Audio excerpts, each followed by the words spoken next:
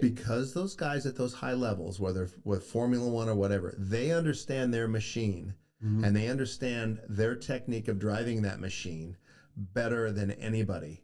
And so now the mental focus becomes, I need to control me. And then I need to understand that other people are going to control me a little bit. But Yeah. I need to understand when to slow down, when to speed up, when to go, when to, right? Yep. But yeah, you have to understand your car. And so in golf, you have to understand that club. Yes, you have to understand how you move, and then you have to understand how to do that in rhythm, right? And then be able to be an artist and create shots in that 1 second performance time that we do 70 times around, which Sure. is, it's, back, your original question was poignant. What does it take to play at the highest level? Sure. You have to understand your technique, but then you have to understand the game, and the game is so different than any other game we play. How important is the work ethic? Well, you have to love to do it. Yeah. If mom and dad are pushing you out there so you can get a scholarship because this is how you're going to go to college and you don't love it, you're done. I know. I've met so many amazing players that just don't love the game, They won't last long. and they just don't want it. No, not in a competitive side. And I'm just like, oh, and for us that don't, it just come natural.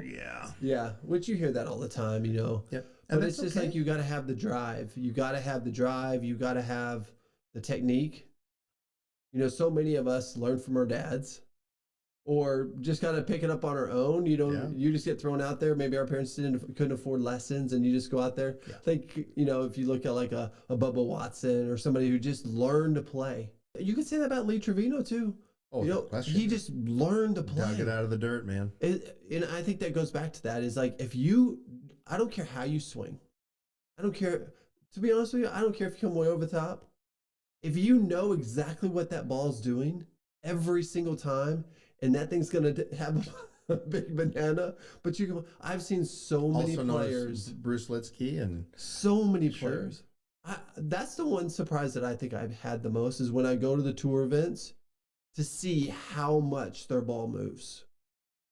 Like, I think in our mind, we think PGA Tour players just hit it dead straight. But even looking at like what Tiger does to shape a ball, or what Phil does to shape a ball, they're moving the ball 20, 30 yards. Yeah.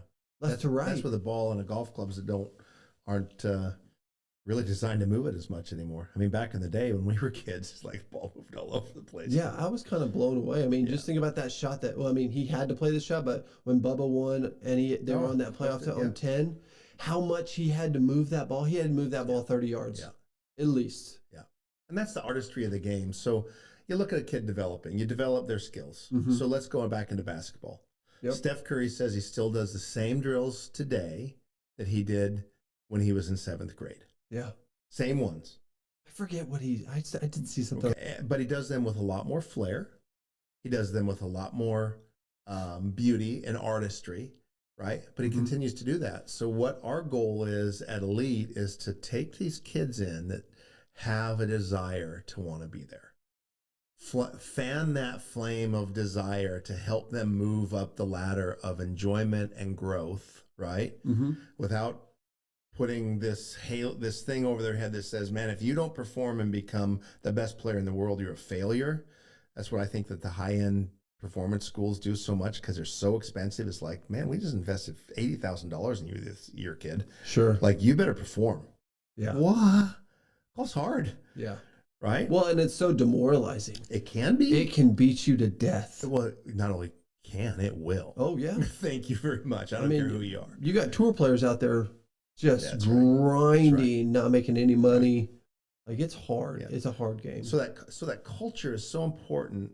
One of the things that Elite stumbled upon, I would love to tell you that I came up with this, but I didn't, was that when kids get an environment with their peers, with something that they care about, especially when it's golf, they will feed off of each other and encourage each other and grow in ways that we could not help them to grow as coaches.